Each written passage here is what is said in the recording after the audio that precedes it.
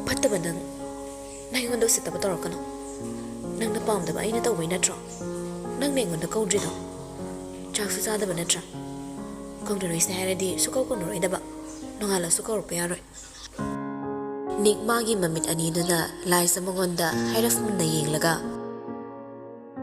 ꯅꯪꯒ ꯑꯩꯒ ꯀꯧꯅꯗ꯭ꯔꯒ ꯑꯩꯒꯤ ꯃꯥꯡꯖꯕ ꯀꯩꯅꯣ ꯐꯔꯦꯅꯦ ꯑꯩꯒꯤ ꯋꯥ ꯇꯣꯛꯈ꯭ꯔꯣ ꯍꯥꯏꯌꯨꯅꯦ ꯑꯩꯒ ꯀꯧꯅꯗ꯭ꯔꯒ ꯅꯪꯒꯤ ꯃꯥꯡꯖꯕ ꯀꯩꯅꯣ ꯃꯥꯡꯖꯒꯦꯔꯥ ꯃꯥꯡꯖꯔꯣꯏꯔꯥ ꯌꯨꯝ ꯑꯃꯇꯗ ꯂꯩꯃꯤꯟꯅꯔꯒ ꯑꯃꯒ ꯑꯃꯒ ꯀꯧꯅꯗꯦ ꯍꯥꯏꯕꯁꯤꯕꯨ ꯐꯖꯕ ꯊꯕꯛꯂꯣ ꯅꯪꯅ ꯍꯦꯟꯅ ꯈꯟꯖꯤꯟꯕꯒꯤ ꯃꯥꯡꯖꯕ ꯃꯥꯡꯖꯗꯕ ꯊꯤꯕꯅꯤ ꯂꯥꯏꯖ ꯈꯣꯟꯖꯦꯜꯗꯣ ꯁꯥꯎꯔꯪꯅꯔꯦ ꯅꯪꯅ ꯑꯩꯒ ꯑꯗꯨ ꯀꯧꯅꯅꯤꯡꯉꯤꯗꯨꯅ ꯀꯩ ꯃꯔꯤꯅꯣꯕ ꯀꯧꯅꯤꯡꯗꯦ ꯑꯗꯨ ꯑꯗꯥ ꯀꯥꯏꯅ ꯄꯥꯎꯈꯨꯝꯗꯤ ꯄꯤꯔꯛꯄ ꯌꯥꯔꯣꯏꯀꯣ ꯀꯧꯅꯤꯡꯉꯦ ꯍꯥꯏꯕꯒꯤ ꯈꯨꯗꯝ ꯅꯪꯅ ꯄꯤꯈ꯭ꯔꯕꯅꯤ ꯑꯁꯦꯡꯕ ꯃꯔꯤꯛ ꯆꯨꯝꯕ ꯄꯥꯎꯈꯨꯝ ꯑꯃ ꯇꯥꯍꯟꯒꯗꯕꯅꯤ ꯑꯩ ꯅꯪꯒꯨꯝꯕ ꯃꯤ ꯅꯠꯇꯦ ꯃꯤꯉꯣꯟꯗ ꯑꯩꯅ ꯌꯥꯝ ꯀꯧꯅꯤꯡꯉꯝꯗꯧ ꯃꯥꯟꯕ꯭ꯔꯥ ꯑꯩꯅ ꯅꯪꯉꯣꯟꯗ ꯀꯣꯏꯇꯥꯟ ꯇꯥꯟꯅꯔꯒ ꯀꯧꯗꯧꯕ ꯅꯠꯇꯦ ꯅꯪꯅ ꯎꯁꯤꯠꯇ꯭ꯔꯗꯤ ꯑꯩꯁꯨ ꯅꯪꯉꯣꯟꯗ ꯍꯦꯟꯅ ꯎꯁꯤꯠꯇꯕ ꯉꯝꯕ ꯃꯤꯅꯤ ꯁꯥꯎꯅ ꯋꯥꯍꯩ ꯈꯔꯗꯨ ꯄꯔꯦꯡ ꯄꯔꯦꯡ ꯊꯤꯗꯔꯝꯂꯒ ꯃꯥꯏꯗꯨ ꯍꯣꯠ ꯂꯩꯔꯒ ꯆꯠꯈꯤ ꯅꯤꯛꯁꯨ ꯊꯣꯏꯅ ꯀꯥ ꯍꯦꯟꯅ ꯃꯗꯨꯗ ꯅꯥꯆꯨꯡꯂꯨꯗꯦ ꯐꯤꯜꯇꯔꯗ ꯏꯁꯤꯡ ꯕꯣꯇꯜꯗꯨꯃ ꯄꯤꯛ ꯊꯟꯅ ꯍꯥꯜꯂꯒ ꯀꯤꯆꯟꯗꯒꯤ ꯊꯣꯔꯛꯂꯦ ꯊꯣꯡꯖꯤꯜꯗ ꯀꯥꯟꯊꯣꯔꯛꯄ ꯃꯇꯥꯡꯗꯨꯅꯤ ꯃꯌꯥꯝꯕ ꯅꯣꯡꯗ꯭ꯔꯦꯟꯁꯨ ꯆꯪꯉꯛꯈꯤꯕꯗꯣ ꯃꯈꯥ ꯇꯥꯅ ꯊꯤꯟꯊꯗꯨꯅ ꯋꯥꯍꯪꯗꯤ ꯍꯪꯂꯨꯗ꯭ꯔꯦ ꯃꯥꯁꯨ ꯅꯣꯡꯗ꯭ꯔꯦꯟꯁꯨ ꯃꯅꯥꯎ ꯅꯤꯛ ꯀꯩꯗꯧꯕ ꯆꯪꯂꯝꯕꯗꯣ ꯏꯔꯥꯏ ꯂꯥꯏꯅ ꯈꯪꯈ꯭ꯔꯕꯅꯤ ꯃꯈꯨꯠꯇ ꯏꯁꯤꯡ ꯕꯣꯇꯜ ꯑꯃ ꯄꯥꯏꯗꯨꯅ ꯃꯗꯨꯅ ꯃꯥꯁꯨ ꯀꯔꯤꯁꯨ ꯍꯪꯂꯛꯇꯦ ꯃꯊꯪꯒꯤ ꯅꯨꯃꯤꯠꯀꯤ ꯑꯌꯨꯛꯅꯤ ꯄꯨꯡꯁꯨ ꯄꯪꯊꯦꯡ ꯊꯦꯡꯕ ꯅꯠꯇ꯭ꯔꯤ 9:10 ꯇꯥꯔꯛꯄ ꯑꯗꯨꯋꯥꯏꯅꯤ ꯁꯟꯗꯦꯁꯨ ꯑꯣꯏꯕꯅꯤꯅ ꯅꯤꯛꯁꯨ ꯉꯁꯤꯗꯤ ꯊꯕꯛꯇꯨ ꯈꯔ ꯊꯦꯡꯂꯞ ꯆꯠꯀꯦ ꯈꯟꯕꯅ ꯍꯧꯖꯤꯛꯇ ꯕ꯭ꯔꯦꯛꯐꯥꯁ ꯆꯥꯕꯇ ꯉꯥꯏꯔꯤ ꯆꯥ ꯀꯞꯇꯣ ꯃꯈꯨꯠꯇ ꯄꯥꯏꯔꯒ ꯇꯦꯔꯦꯁ ꯇꯝꯅ ꯀꯥꯔꯛꯄꯅꯤ ꯈꯣꯡꯊꯥꯡꯗꯨ ꯇꯞꯄꯤ ꯆꯥꯗꯨꯁꯨ ꯑꯃꯨꯛ ꯑꯃꯨꯛ ꯊꯛꯅ ꯊꯛꯅ ꯀꯥꯔꯛꯄꯗꯨꯅ ꯑꯌꯨꯛꯀꯤ ꯅꯨꯡꯁꯥꯅꯤ ꯊꯣꯏꯅ ꯀꯥ ꯍꯦꯟꯅ ꯁꯥꯕꯁꯨ ꯑꯣꯏꯗꯦ ꯅꯤꯡꯊꯝꯊꯥ ꯈꯔ ꯈꯔ ꯆꯪꯂꯛꯄ ꯍꯧꯕꯒꯤ ꯅꯨꯡꯁꯥꯗ ꯍꯥꯏꯐꯦꯠ ꯊꯣꯔꯛꯄꯗꯣ ꯅꯨꯡꯉꯥꯏꯕ ꯑꯣꯏ ꯃꯊꯛ ꯌꯧꯔꯗꯨꯅ ꯃꯥꯡ ꯊꯪꯕꯔꯣꯝꯗ ꯁꯨꯝ ꯆꯪꯁꯤꯜꯂꯛꯄꯅꯤ ꯐꯤ ꯀꯟꯕ ꯈꯣꯠꯄꯒꯤ ꯃꯈꯣꯜ ꯈꯔ ꯇꯥꯔꯛꯄꯗꯨꯗ ꯃꯃꯥꯏꯗꯨ ꯌꯦꯠ ꯊꯪꯕꯔꯣꯝꯗ ꯍꯥꯏꯐꯦꯠ ꯑꯣꯟꯊꯣꯛꯂꯒ ꯌꯦꯡꯂꯨꯕꯅꯤ ꯃꯈꯨꯠꯇ ꯄꯥꯏꯔꯤꯕ ꯁꯦꯡꯅ ꯁꯨꯕ ꯆꯥꯝꯕ ꯂꯣꯏꯔꯕ ꯐꯤꯗꯣ ꯑꯃꯨꯛ ꯑꯃꯨꯛ ꯀꯟꯅꯕ ꯍꯣꯠꯅꯔꯤꯕꯗꯣ ꯃꯁꯥꯗꯨ ꯄꯨꯂꯞ ꯄꯨꯂꯞ ꯃꯥꯡꯂꯣꯝꯗ ꯆꯠꯂꯤ ꯅꯣꯛꯅꯤꯡꯕꯁꯨ ꯐꯥꯎꯔꯤ ꯂꯛꯅꯅꯤꯡꯕꯁꯨ ꯐꯥꯎꯔꯛꯏ ꯃꯇꯧꯗꯣ ꯐꯤꯗꯨ ꯀꯟꯊꯣꯛꯄ ꯂꯣꯏꯔꯒ ꯁꯥꯡꯅ ꯇꯤꯡꯂꯤꯕ ꯊꯧꯔꯤꯗꯨꯗ ꯐꯧꯅꯕ ꯍꯣꯠꯅꯔꯤꯉꯩ ꯅꯤꯛꯅ ꯃꯉꯣꯟꯗ ꯌꯦꯡꯂꯝꯕꯗꯨ ꯎꯔꯒ ꯃꯤꯠꯐꯝ ꯐꯠ ꯍꯣꯡꯈꯤꯗꯨꯅ ꯐꯤ ꯃꯔꯨꯝꯗꯨꯗ ꯃꯃꯥꯏꯗꯨ ꯂꯣꯠꯈ꯭ꯔꯦ ꯅꯤꯛꯁꯨ ꯇꯨꯡ ꯑꯣꯟꯊꯣꯛꯂꯒ ꯔꯦꯂꯤꯡꯗꯨꯗ ꯉꯥꯕꯣꯏ ꯀꯩꯕꯣꯏ ꯇꯧꯅ ꯂꯦꯞꯅ ꯂꯦꯞꯅ ꯑꯃꯨꯛꯁꯨ ꯃꯈꯥꯔꯣꯝꯗ ꯌꯦꯡꯊꯩ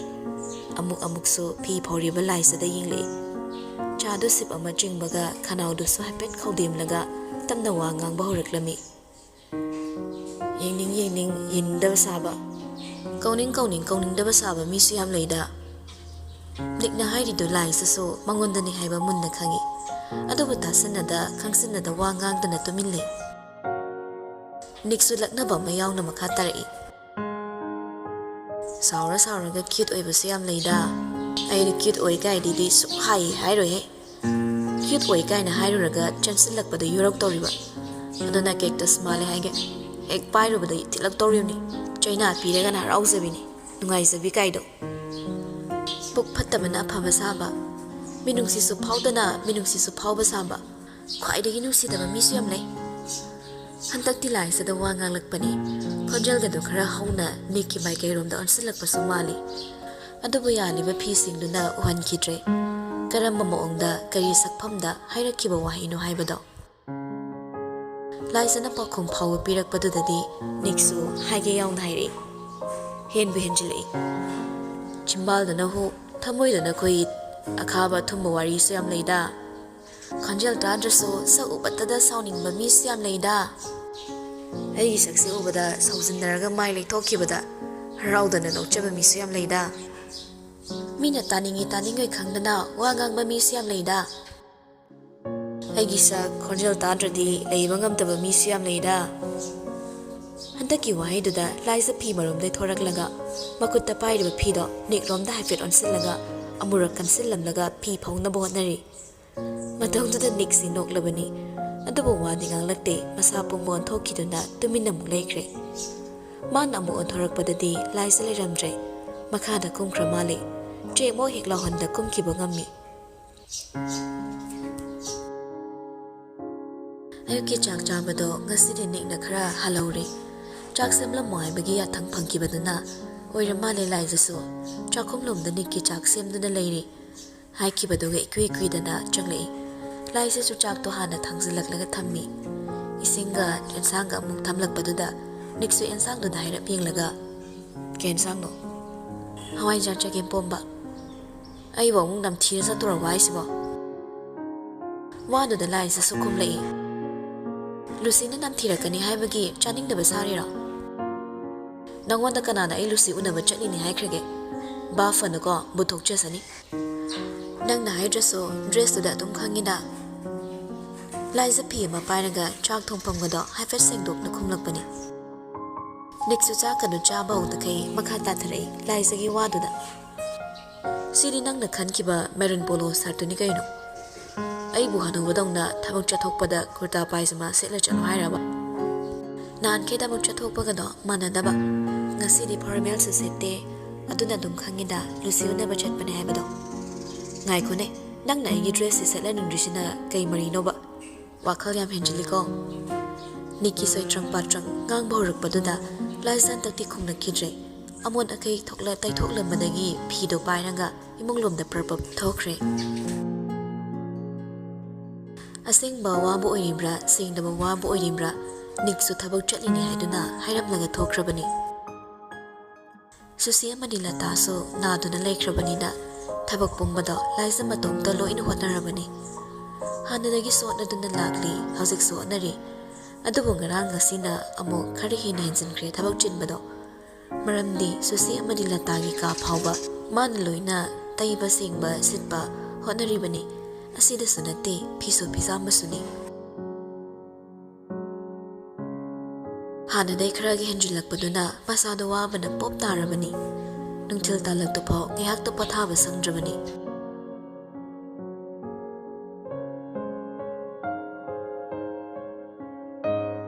ꯅꯨꯃꯤꯗꯥꯡꯋꯥꯏꯒꯤ ꯃꯇꯝꯅꯤ ꯆꯥꯛ ꯏꯁꯤꯡ ꯂꯣꯏꯕꯒ ꯃꯥꯒꯤ ꯀꯥꯗ ꯆꯪꯉꯛꯂꯒ ꯐꯃꯨꯡꯗ ꯉꯥꯏꯍꯥꯛ ꯐꯝꯗꯨꯅ ꯂꯩꯕꯅꯤ ꯀꯅꯥꯁꯨ ꯆꯥꯛ ꯆꯥꯅꯈꯤꯔꯣꯏ ꯍꯥꯏꯅ ꯍꯥꯏꯔꯛꯄꯗꯨꯗ ꯆꯪꯂꯛꯄꯅꯤ ꯃꯥꯁꯨ ꯊꯕꯛ ꯃꯌꯥꯝꯗꯨꯅ ꯍꯦꯟꯃꯟꯕꯗꯒꯤ ꯋꯥꯔ ꯃꯥꯜꯂꯤ ꯀꯥꯡꯊꯣꯜꯗ ꯁꯨꯡꯒꯥꯔꯝꯕꯗꯒꯤ ꯇꯞꯅ ꯎꯏꯊꯈꯤꯔꯝꯃꯤ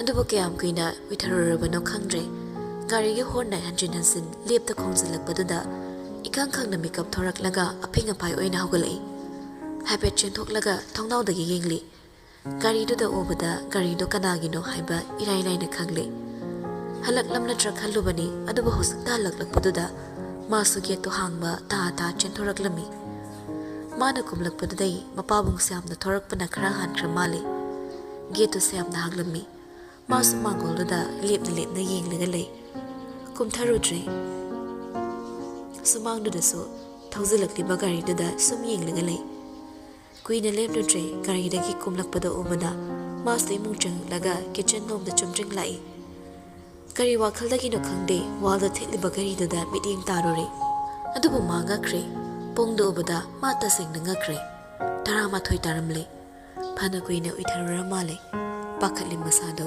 ꯇꯁꯦꯡꯅ ꯆꯥꯛ ꯀꯅꯥꯁꯨ ꯆꯥꯗ꯭ꯔꯦ ꯍꯥꯏꯕꯗꯨ ꯈꯪꯕꯅ ꯇꯥ ꯆꯥꯛ ꯏꯁꯤꯡ ꯊꯤꯅꯕ ꯍꯣꯠꯅꯔꯤ ꯆꯥꯛ ꯊꯤꯔꯤꯕꯗꯨ ꯂꯣꯏꯁꯤꯜꯂꯛꯂꯐꯥꯎ ꯀꯅꯥꯁꯨ ꯍꯣꯏ ꯃꯥꯏ ꯍꯥꯏꯅꯔꯛꯇꯕꯗꯨꯗ ꯂꯥꯏꯖ ꯑꯃꯨꯛ ꯊꯣꯔꯛꯄꯅꯤ ꯃꯤꯁꯤꯡꯗꯨ ꯂꯣꯏꯅ ꯇꯨꯝꯅ ꯍꯤꯞꯅꯈ꯭ꯔꯕꯒꯨꯝ ꯆꯦꯛ ꯃꯧ ꯂꯥꯎꯅꯔꯛꯇ꯭ꯔꯦ ꯑꯍꯤꯡ ꯊꯦꯡꯖꯤꯜꯂꯛꯄꯗꯨꯗ ꯃꯥꯁꯨ ꯀꯥꯗ ꯆꯪꯂꯒ ꯀꯧꯔꯨꯕꯁꯨ ꯇꯜꯂꯦ ꯇꯨꯝꯕ ꯊꯨꯒꯥꯏꯕ ꯑꯣꯏꯅ ꯊꯣꯛꯀꯗ꯭ꯔꯥ ꯈꯜꯂꯛꯏ ꯐꯔꯛ ꯏꯇꯥ ꯇꯥꯔꯦ ꯆꯥꯔꯕꯁꯨ ꯆꯥꯗ꯭ꯔꯕꯁꯨ ꯈꯟꯅ ꯆꯥꯛꯁꯤꯡꯗꯨ ꯃꯥꯒꯤ ꯈꯥꯏꯗꯨꯅ ꯆꯥꯛꯎꯝꯅ ꯐꯖꯅ ꯎꯞꯁꯤꯜꯂꯒ ꯊꯝꯂꯝꯂꯦ ꯃꯌꯥꯝ ꯆꯥꯗꯕꯗꯨꯅ ꯃꯥꯁꯨ ꯆꯥꯅꯤꯡꯕ ꯐꯥꯎꯗ꯭ꯔꯦ ꯆꯥꯔꯔꯣꯏ ꯈꯜꯂ ꯃꯥꯜꯂꯦ ꯃꯥꯒꯤ ꯔꯨꯝꯗ ꯑꯃꯨꯛ ꯀꯥꯔꯛꯏ ꯇꯞꯂꯤ ꯁꯨꯝ ꯀꯥꯔꯛꯄꯅꯤ ꯈꯣꯡꯊꯥꯡꯗꯨ ꯏꯍꯩ ꯍꯩꯅꯤꯡꯗ ꯃꯊꯛ ꯌꯧꯔꯛꯄꯗ ꯅꯤꯛꯀꯤ ꯔꯨꯝ ꯃꯄꯥ ꯐꯥꯎꯅ ꯆꯠꯄꯅꯤ ꯑꯗꯨꯕꯨ ꯊꯣꯡꯗꯨ ꯂꯣꯟꯕ ꯎꯗꯦ ꯍꯥꯏꯐꯦꯠ ꯀꯥꯔꯒ ꯊꯅꯝꯕꯗꯨꯗ ꯃꯥꯁꯨ ꯇꯨꯝꯂꯝꯈꯤꯔꯣꯏ ꯈꯪꯕꯅ ꯆꯥꯛꯇꯨ ꯆꯥꯅꯕ ꯍꯥꯏꯅ ꯍꯥꯏꯐꯦꯠ ꯊꯣꯡꯗꯨ ꯊꯤꯜꯂꯒ ꯆꯥꯛ ꯊꯤꯔꯝꯃꯦ ꯋꯥꯍꯩꯁꯤ ꯈꯛꯅꯤ ꯍꯥꯏꯕ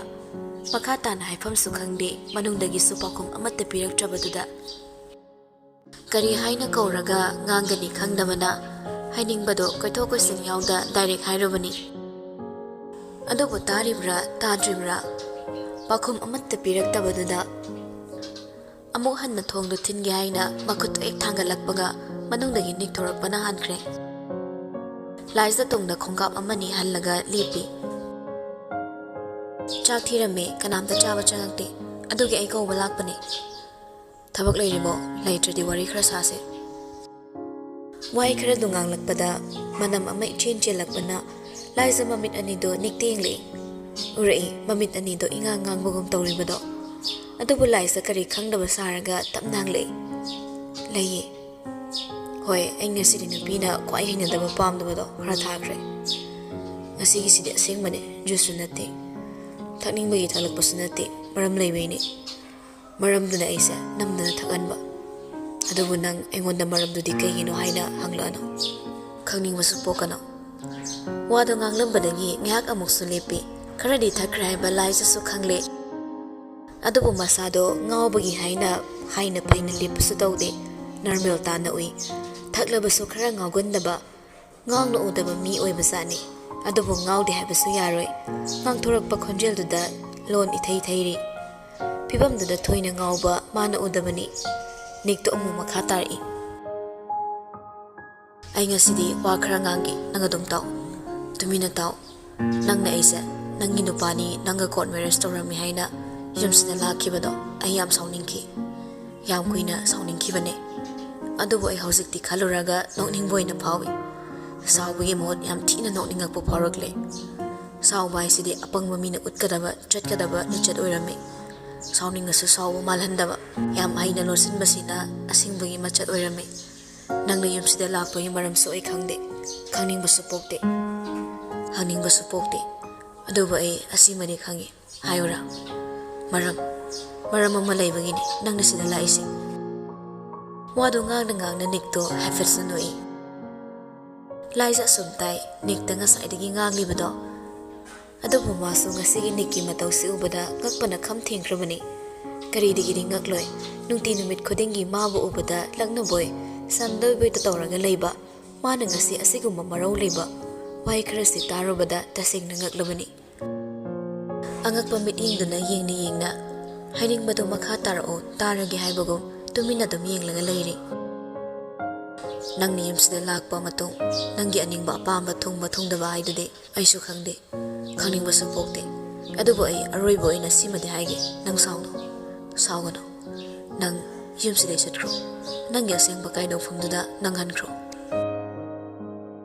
Magi apamba hainingba wai kharado munna tahallabada laisa noknindrabasu asema minok ama maithongda mami tahallaga atappa khonjelda hairaklami.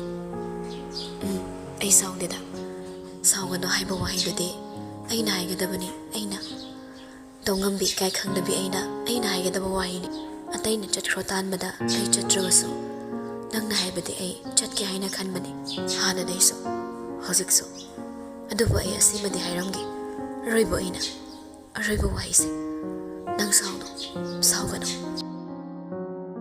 Magisu aningba pukninggi oiba wai kharasi phongdoklabato kanagisu wa takrori matagum rumdagi perpep chatre nikki makha taba wasu mataba pamdre. Mathangi numituni ngarang khara thakchil chasilobaduna yahorakpada masado itekti barum chandringe balcony rom na hana thoraklaga leptuna masado haifet thekto tesan tawi yahorakpada ngairibana korongmagi mangalna mamaida yerakpado mamito thakpana pangbai tawna lepli ngak leramlaga barum changkre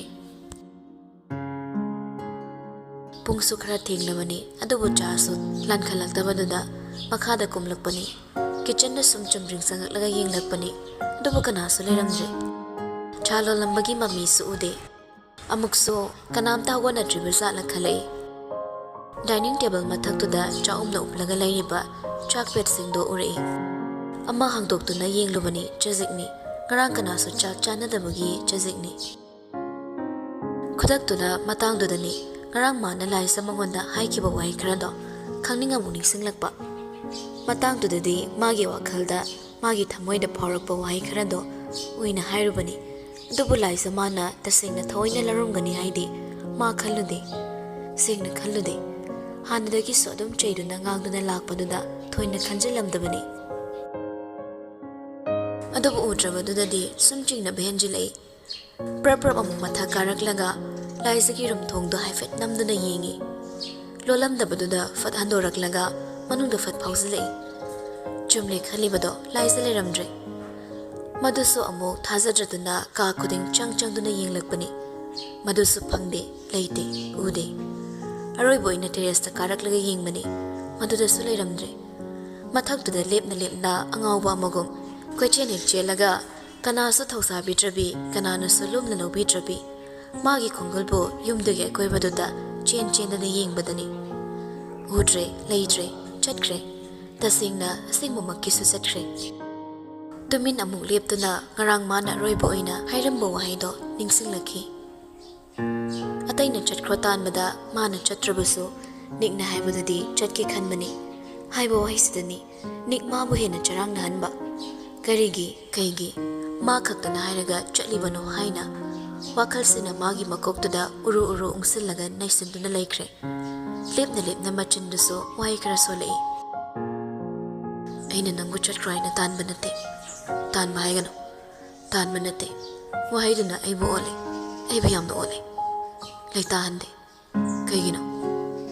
kaigino aina mana chatraga asukhairang khoisangnarisina mana ai inakta nangna leirega aina hena nungaiba phawribasina karigi kai maramge yumdudagi chatkraina hairubasu mana hairubani aduga hozikna maram chachada nungaitabus amu phawrakli male kari maramgi haibadi masana phaw khangjaba nate lepna ngarang mana laisa mangonda chatkra hairuba amadi chatlaningbagi maramdo amuk nahongnana khodaktuna ningsinglei ngarang laisa na phaw thazadaba makai maroon color gi polo shirt tu malitlaga atai thabak chalini thoraklibado tasingna chumlubazani atai chalodrasu hotel om dalakpani mapam tu lairingai dani lusini thazada magonna na bairakibado nong phado thazada tangno nambada yaroi sangde haina tawrde maso mana no panina lusina hairakiba mapamdada hana yoduna ngairaga leire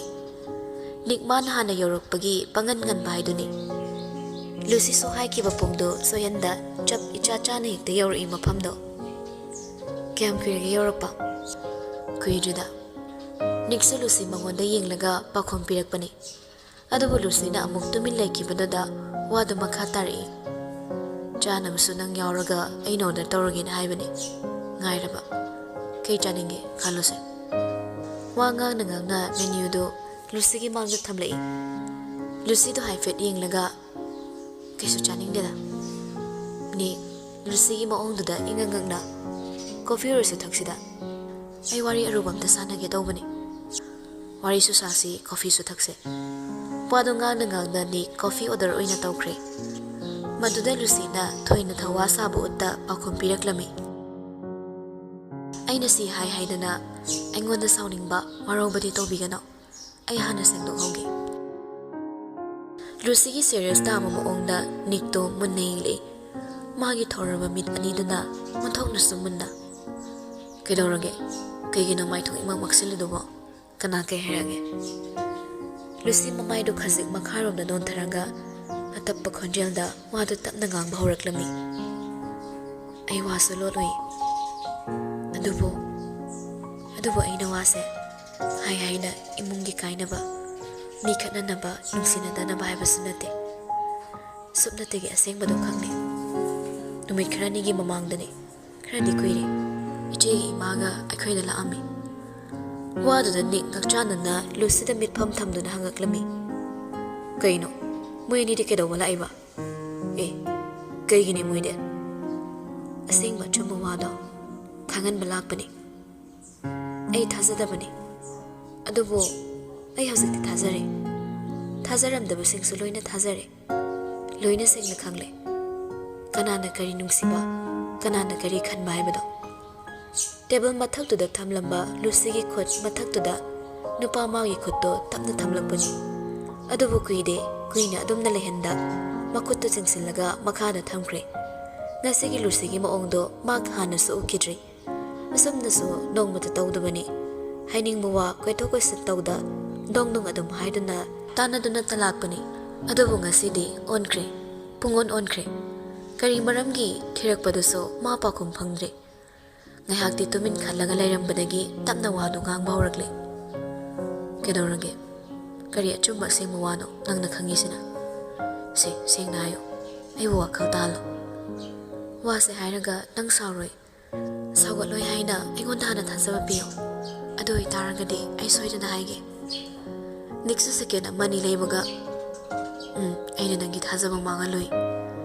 Lucy handakti nikta yengni yingna hainingba wado wahai oina phongdoraklami. Laisa kanano. Aduk Lucy na kalamba niktu itha thazada. Laisa ki wa palakpada maithong na minok ama tamlaga. Nang suana khangiduni mare khoi mateng pangnaba leibani. Kaigino wahai ni hairaga adu hangide.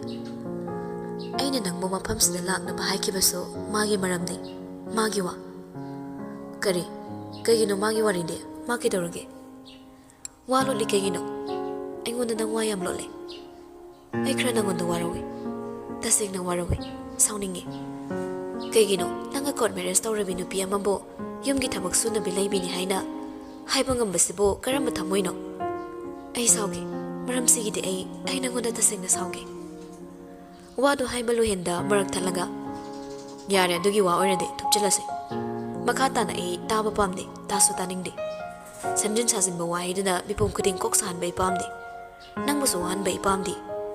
Yare madugi dama oirade nangisu khalono. Aseng bachumba waso nattabaduda nang hinjinna khangano. Certificate to fake ni. Samjin sazinba semba mani. Samjin sazinba. Wasi hairaga Lucy haifet nokningdana noklaga makhatari. Imit simak na urabadabo samjin sazinbani haiba ngamba. Nangna nasagi nupibo yumgi mateng pangnaba leibani haiba ngamba. Nang se matik chai. Yare. Ai ngasidagi nangwanda paw su phawroi. Aingonda su phawrakano.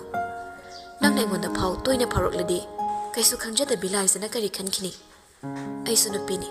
Laisada phawrumgadabada mayek singna khangma ngami. Marai bak thirambi lakta chalabi laisa pasu nangna luna tawbiyo. Wahai khara do hairam laga chatkige phaw hairamda po hawalaga cafe dagi thokre. Ngauri taseng na ngauri nupado. Aseng machumba waso nataba samjin chazanba wahai khara magonda haisilaklaga taseng na chumlabagum adum saktuna hairamliba wahai do taramba ma mangonda ngawbo ihori.